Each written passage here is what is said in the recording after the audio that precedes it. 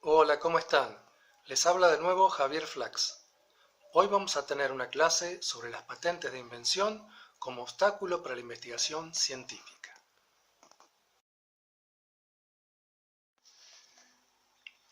Esta clase no reemplaza la lectura de la bibliografía ni pretende agotar la guía de preguntas. El objetivo de la clase es que entiendan el problema en sus diferentes dimensiones.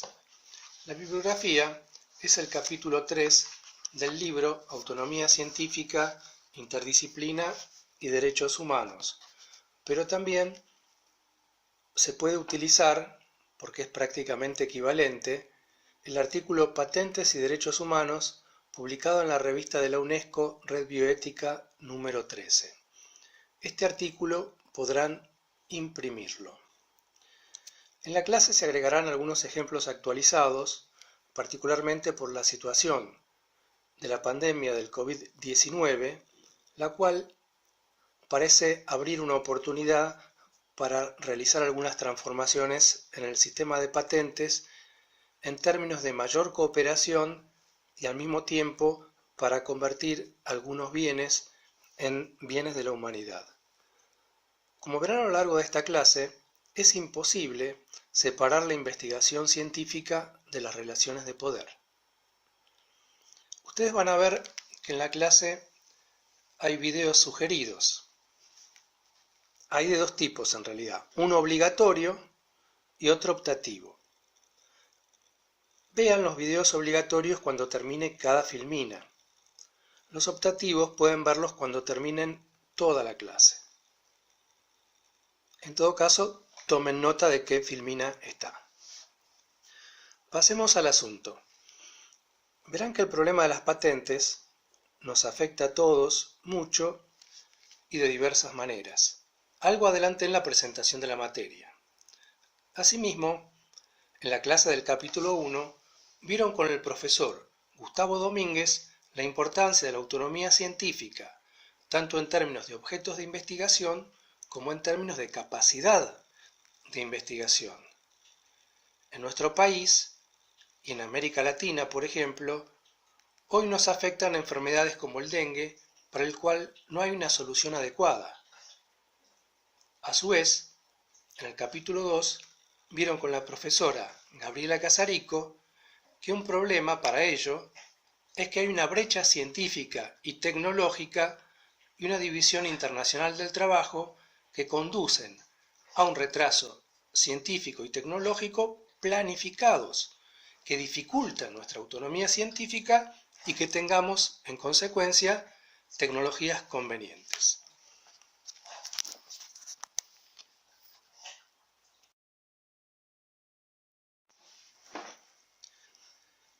Es importante recordar en este momento cómo finaliza el capítulo 2 de Autonomía Científica.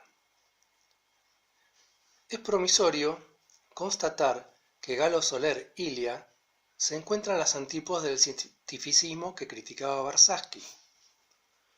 Efectivamente, Soler Ilia finaliza su libro afirmando que dominar las nanotecnologías será necesario para lograr una verdadera independencia tecnológica y económica. Pero a la vez plantea una serie de interrogantes. Leamos. Más allá de estos avances impresionantes, debemos preguntarnos cuál será el rol de las nanociencias y las nanotecnologías en nuestra sociedad del siglo XXI. ¿Cuál es el límite de una serie de tecnologías que se inmiscuirán en todo aspecto de nuestra sociedad? Si bien los denominados científicos duros son los que parecen tener el monopolio sobre la nanociencia y la nanotecnología, se impone un debate sobre los aspectos éticos y filosóficos de la nanotecnología. ¿Podremos construir una sociedad más justa y con menor desigualdad a partir de la enorme riqueza que generará? Y culmina su libro nanotecnología preguntando. Leamos. ¿Podremos acercar a los países menos desarrollados a las nanotecnologías para mejorar la salud y combatir no solamente las enfermedades de los ricos, sino también el Chagas, el dengue y la leishmaniasis? La nanotecnología generará monopolios de conocimiento y patentes que será imposible franquear. De la posibilidad de responder estas preguntas dependerá nuestro grado de compromiso con las generaciones futuras. Efectivamente, el planteo que hace Galo Soler Ilia, uno de los más destacados científicos en nanociencia y nanotecnología, da en el blanco. La nanotecnología generará monopolio de conocimiento y patentes que será imposible franquear. Así como en nuestros países pueden desarrollarse enormes capacidades en términos de ciencia y tecnología, el marco jurídico internacional establece reglas de juego en torno a la propiedad intelectual en la forma de patentes de invención que pueden impedir que los avances se transformen en innovaciones que mejoren efectivamente la calidad de vida de la población. Este es el problema. El problema de los monopolios del conocimiento, de la apropiación del conocimiento, de la mercantilización del conocimiento a través del actual sistema de patentes de invención.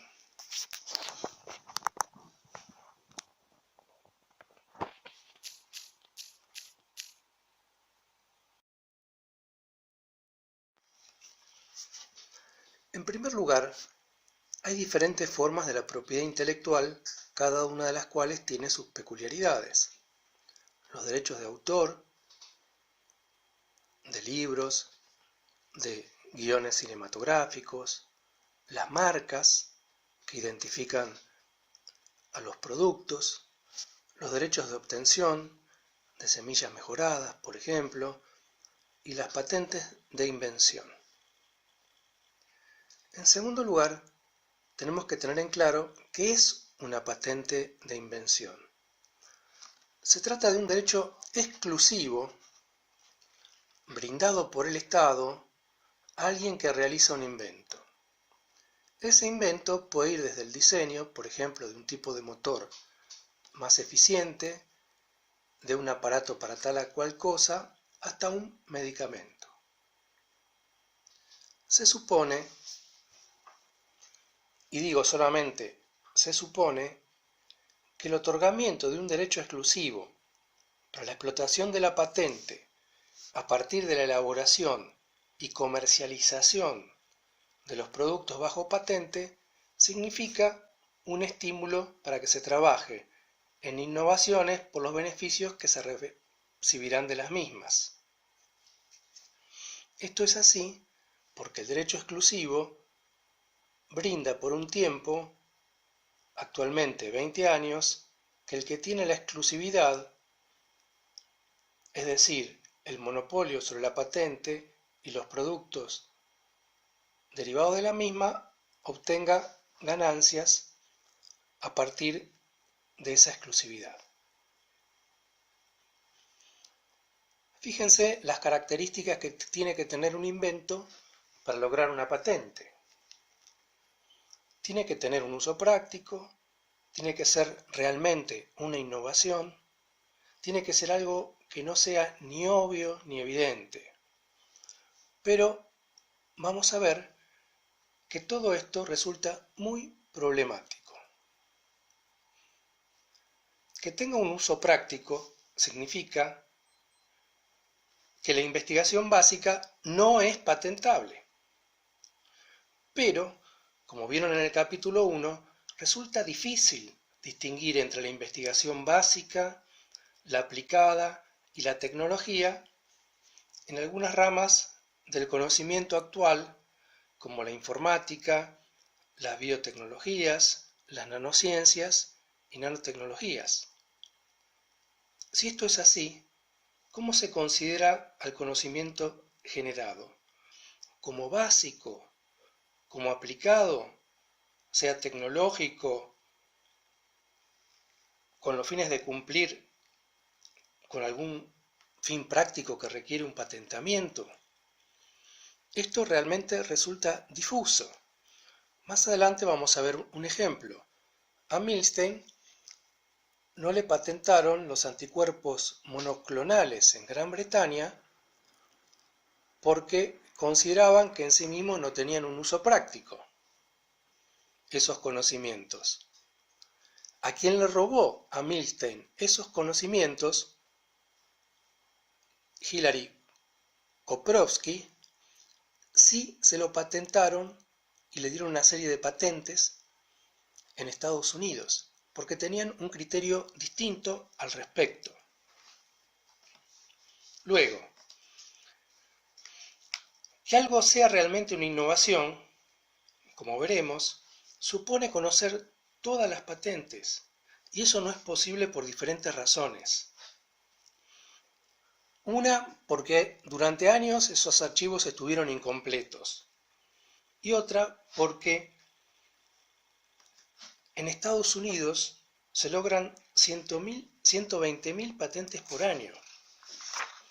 Es decir, actualmente, si voy a patentar algo, no puedo saber si la innovación en la que estoy trabajando desde hace años no acaba de patentarse hace un mes, o ayer, o anteayer, porque hay gente que está trabajando en lo mismo, contemporáneamente.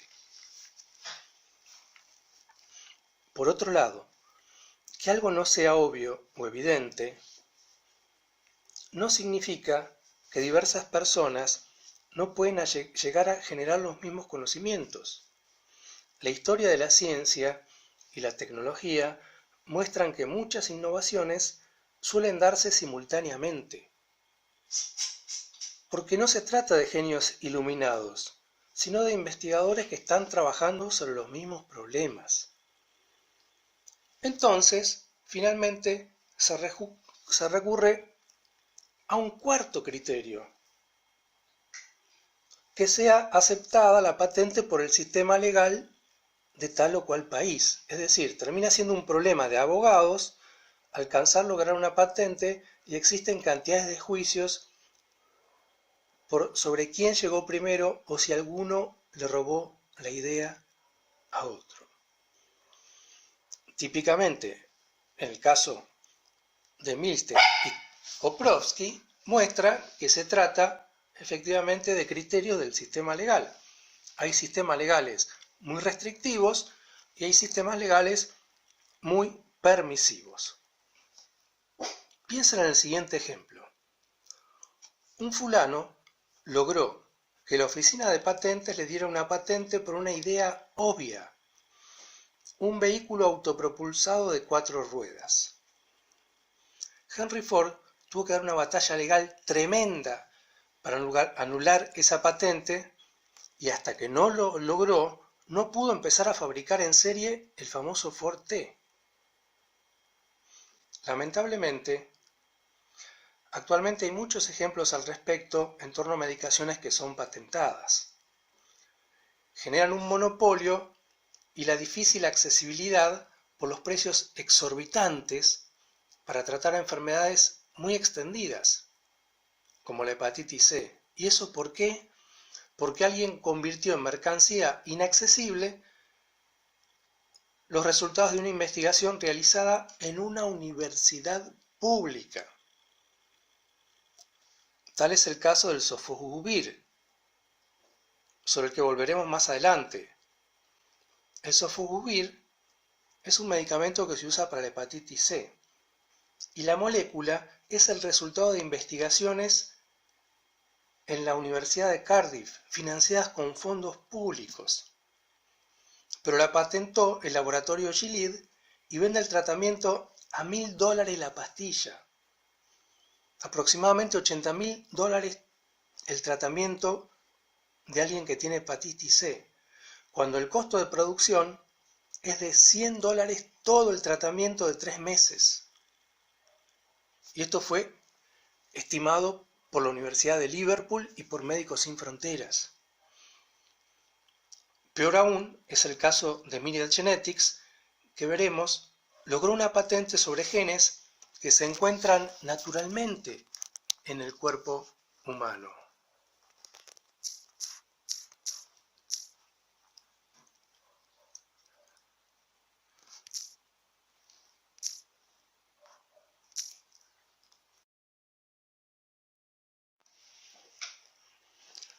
Bajo todas las condiciones supuestas y discutibles que vimos en la filmina anterior, l'OMPI considera que se debe sostener el sistema de patentes, porque las mismas, por un lado, estimulan la investigación científica y tecnológica y además, en segundo lugar, mejoran la calidad de vida de la población.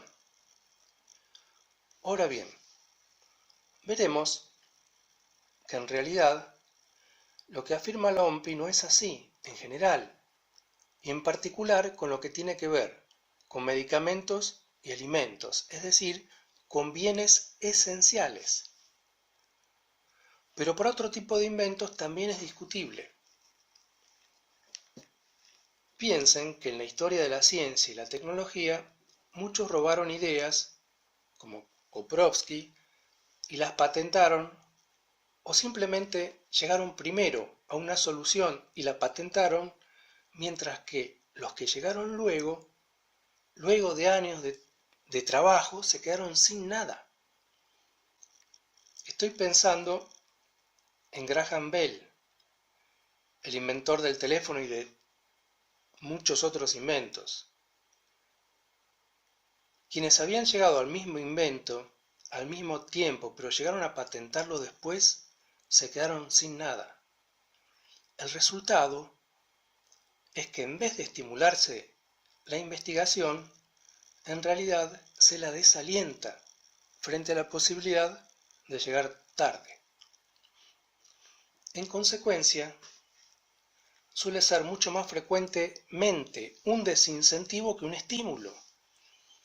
Entonces, la OMPI y otras instituciones dicen que las patentes se justifican por el financiamiento de la investigación y desarrollo, y eso justifica que quienes financian las investigaciones y desarrollos las mantengan en secreto, de modo tal de llegar antes a las patentes y así poder recuperar las inversiones. Entonces aparece otra cuestión. ¿Cuánto cuestan realmente las investigaciones? ¿No son acaso los estados, a través de las universidades e institutos de investigación, los que financian la gran parte de las investigaciones, particularmente en las etapas básicas? Los estudios realizados en un artículo famoso que se llama El precio de la innovación muestran que los grandes laboratorios invierten en investigación una pequeña parte de sus enormes ganancias. La mayor parte de lo invertido se utiliza en publicidad. Por ejemplo, para que los agentes de propaganda médica les hagan obsequios a los médicos para que receten sus marcas, particularmente cuando caduca la patente y otros laboratorios pueden producir el mismo medicamento como genérico a un precio menor. Al finalizar esta clase, vamos a ver un ejemplo de esto.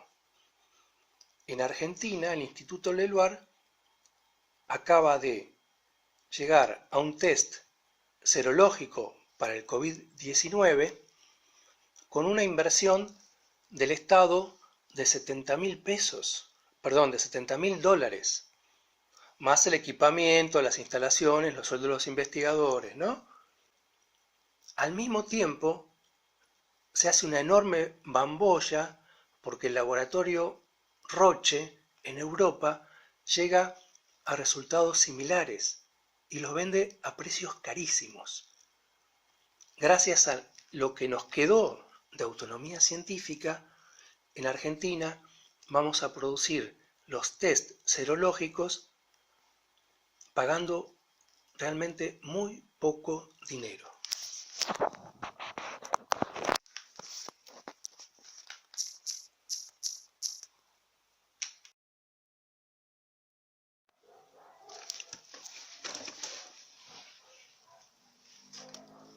El mayor problema desde la perspectiva de la ciencia y la tecnología, es decir, el problema que más nos interesa desde la perspectiva de pensamiento científico, es que el sistema de patentes atenta contra lo que se denomina la arquitectura abierta del conocimiento. Un ejemplo muy conocido de arquitectura abierta del conocimiento es el sistema operativo Linux, que el joven Linus Torvalds creó como alternativa de Windows de Microsoft. Cuando creó ese sistema operativo, lo puso a disposición en la red de manera abierta, con la condición moral de que cualquiera que hiciera una innovación sobre su innovación, también la pusiera en la red de manera abierta. Así es que se hicieron enormes desarrollos cooperativamente. Vayan ustedes a decirle a la gente de la Facultad de Ciencias Exactas de usar Windows. Lo sacan corriendo. Ellos, como en muchas otras profesiones, usan sistemas abiertos, de libre acceso y desarrollo. Y todos nosotros podemos usar el OpenOffice con las mismas prestaciones que el Office de Windows, sin pagar un solo peso y sin peligro de tener virus. Esto significa que el conocimiento debe ser accesible para cualquiera y así lo entiende la mayor parte de los científicos en todo el mundo. Si se coopera en compartir los avances en el conocimiento, la investigación avanza más rápidamente. Pero al establecerse el sistema de patentes, en vez de cooperar, se compite. Y peor aún, afecta negativamente la vida y los derechos fundamentales de las personas.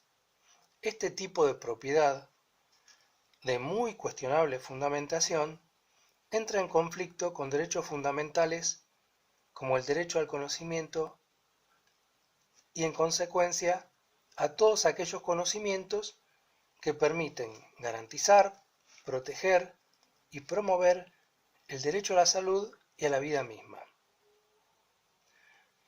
Con respecto al derecho al conocimiento, la UNESCO, es decir, la Organización de Naciones Unidas para la Educación, la Ciencia y la Cultura, expresa en su Declaración sobre Bioética y Derechos Humanos de octubre del año 2005, en su artículo 1, que uno de los objetivos de la misma es promover un acceso equitativo a los adelantos de la medicina, la ciencia y la tecnología, así como la más amplia circulación posible y un rápido aprovechamiento compartido de los conocimientos relativos a esos adelantos y de sus correspondientes beneficios, prestando una especial atención a las necesidades de los países en desarrollo. Debe tenerse en cuenta que antes de existir el sistema de patentes, la ciencia avanzaba y había innovaciones. Yo no me canso de decir que la penicilina, que significó una revolución para la medicina, nunca estuvo bajo patente. Lo mismo vimos en la clase de introducción con respecto a la vacuna que Jonas Salk, desarrolló para la poliomielitis.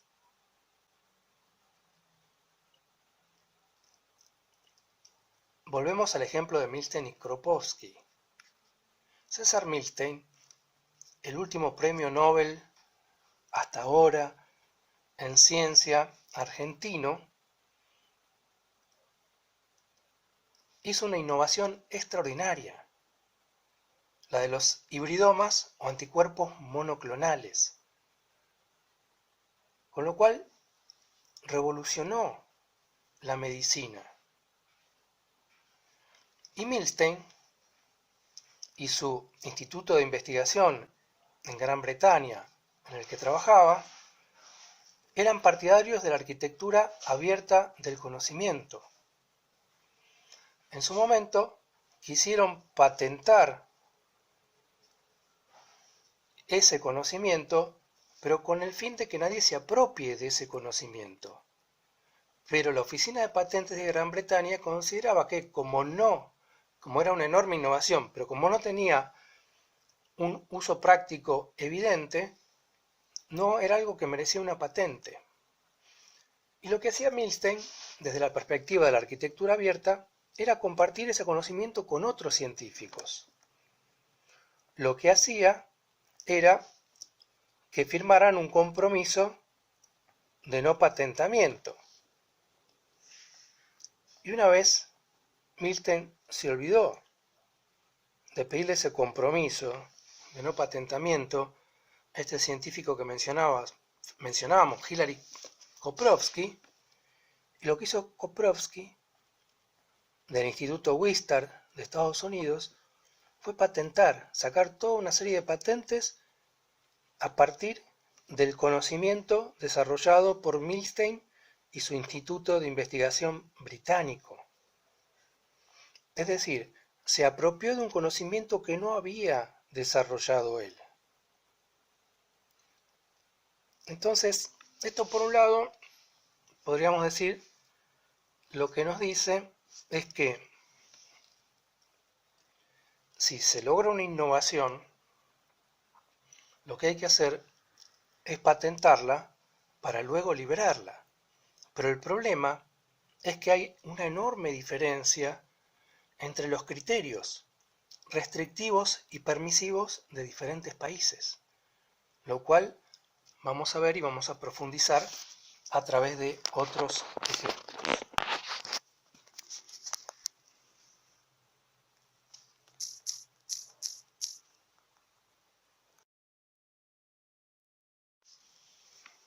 En una filmina anterior estábamos viendo que la Big Pharma o los grandes laboratorios transnacionales invierten solo una mínima parte de sus utilidades y de esa mínima parte que invierten, la mitad es en publicidad.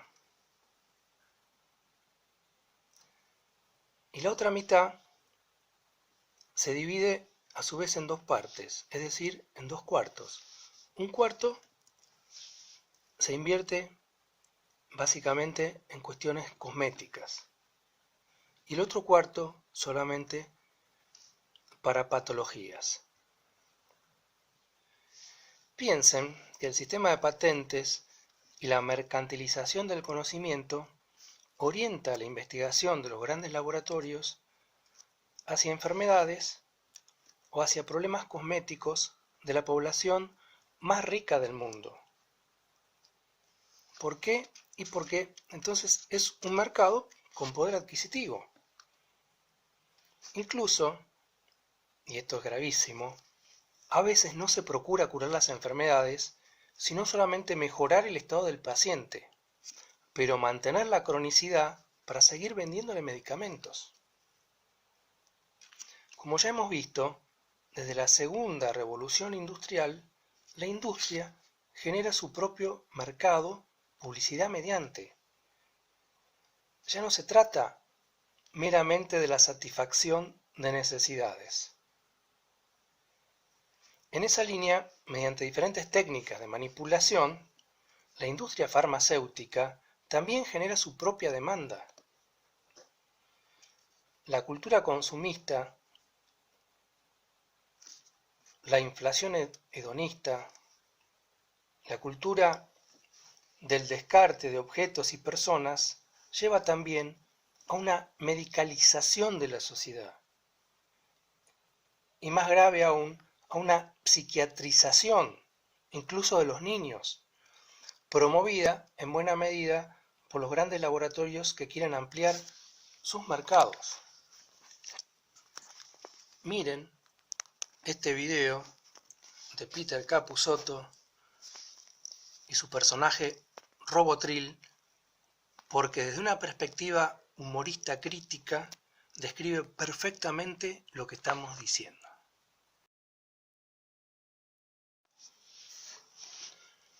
A la inversa de lo que veíamos en la filmina anterior, la brecha 90-10 designa que el 90% de la inversión mundial en investigación sobre medicamentos se orienta hacia el 10% de la población mundial.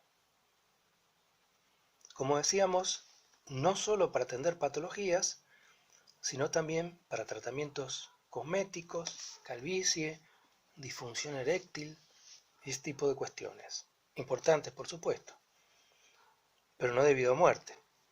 Mientras tanto, el resto de la población mundial que carece de poder adquisitivo no es un mercado rentable para esas empresas. Sin embargo, los países más pobres tienen que pagar enormes sumas de dinero por medicamentos bajo patente que fueron desarrollados en realidad para otras enfermedades. Y cuando se los probó para esas enfermedades, servían en buena medida. Con lo cual, esos países no pueden sostener su sistema de salud, ni mucho menos investigaciones sobre las que se llaman enfermedades huérfanas y abandonadas. De acuerdo con un informe de Médicos Sin Fronteras, institución que tienen que considerar Médicos Sin Fronteras, es un desprendimiento de la Cruz Roja, que trabaja muy bien y muchísimo mejor que la Cruz Roja. Ese informe de Médicos Sin Fronteras decía que Bolivia pagaba 21 veces más cara que Brasil la medicación para el mal de Chagas, producida por laboratorios transnacionales. ¿Por qué? Porque es un país pequeño, sin capacidad para negociar. Era una sangría. Vamos al mal de Chagas. El Chagas es una enfermedad que afecta a 10 millones de personas en América Latina. Solo en Argentina afecta a 1,5 millones de infectados, de los cuales 300.000 desarrollaron cardiopatías.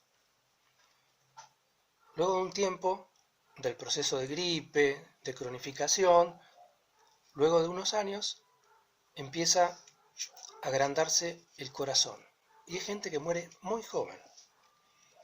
Para tratarlo, se utilizan medicamentos desarrollados para otras patologías que, probadas contra el Chagas, sirven hasta cierto punto en los adultos,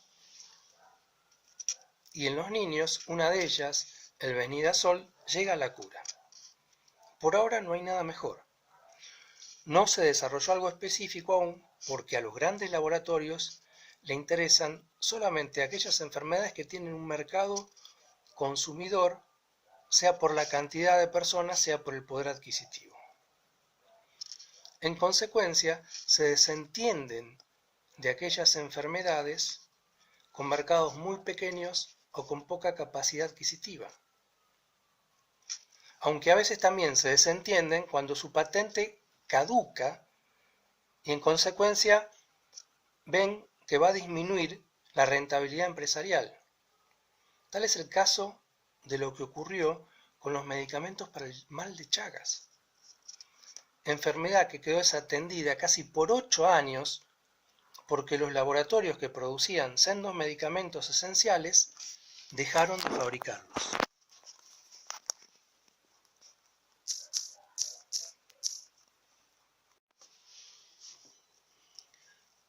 Los medicamentos que se usan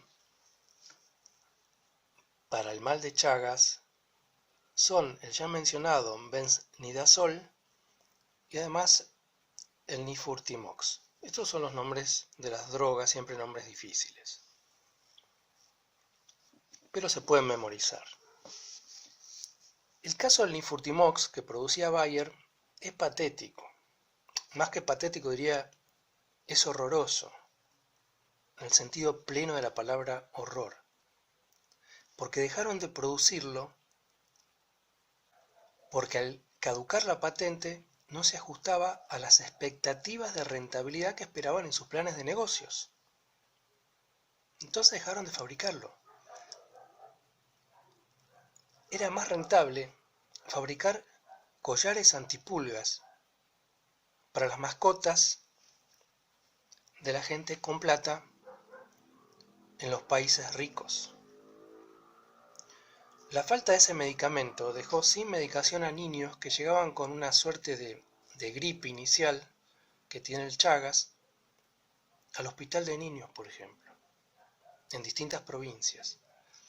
Por eso un grupo de investigación de la Facultad de Farmacia y Bioquímica de la UBA intentó reproducir la molécula a partir de que se había liberado la patente luego de 20 años de duración. Pero la patente, a pesar de lo que establece el artículo 29 del Acuerdo sobre el PIC, sobre el que ya veremos, de la Organización Mundial de Comercio, tenía confusores para impedir su producción como genérico. Finalmente, el equipo coordinado por este fenómeno de hombre que es Pedro Casas Camarero, logró reproducir la molécula y fue por más. Empezó a trabajar en una versión nanométrica que atravesaba las paredes celulares y curara la patología, la cual, cuando se enquista en las células, no es accesible para la versión común del Nifurtimox, y la enfermedad pasaba a ser crónica.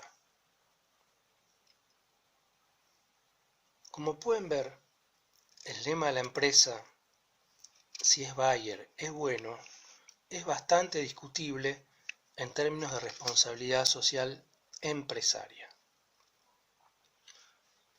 Con respecto al benzimidazol, la otra droga usada para el Chagas,